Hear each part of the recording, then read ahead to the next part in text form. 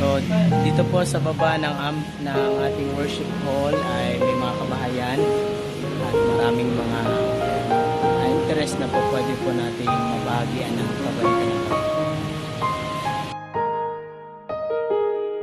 O Lord my God, when I in awesome wonder consider all the worlds thine hands have made, I see the stars, I hear the rolling thunder, thy power throughout the universe displayed.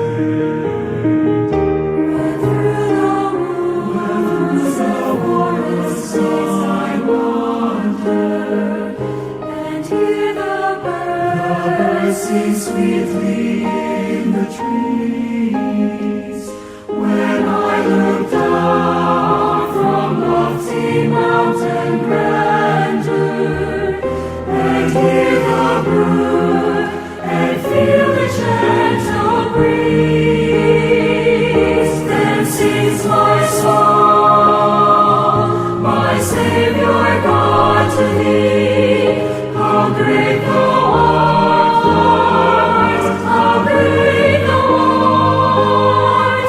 Then sings my soul, my Savior God, to thee. How great thou art!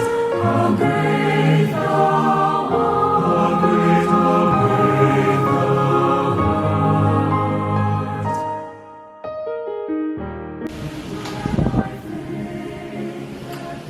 So, ito na po ang update sa ating bagong venue, ang ating church planting project dito sa Amba. So, ito po along the highway lang po siya, and parking space po doon. Same is true doon sa kita niyo po yung aking motor at bicycle ay our parking po yun. Okay po. So, ready na po ang ating worship center here in Amba para po ngayong Saturday. So, yun po, pinagtulungan na po namin ni Elder Don pang may sino po ang lugar. Ang mga kapatid ay meron pong komportableng pag-worshipan. Thank you so much po, and keep us in prayer mga kapatid. Panalangin natin itong lugar na ito. Sa lugar na ito ay meron pong mga kaluluwa mga kapatid na may maraming salamat. So ready na po ang ating worship center here in Amba para po ngayong Saturday. So yun po, pinagtulungan na po namin ni Elder Don pang may sino po ang lugar. Ang mga kapatid ay meron pong komportableng pag-worshipan. Thank you so much po, and keep us in prayer mga kapatid. Panalangin natin itong lugar na ito. Sa lugar na ito ay meron pong mga kaluluwa mga kapatid na may handa. Maraming salamat po. Kakalam na lahat ng bagay. Nawa ang iyong pangalan ay maghari sa lugar na ito.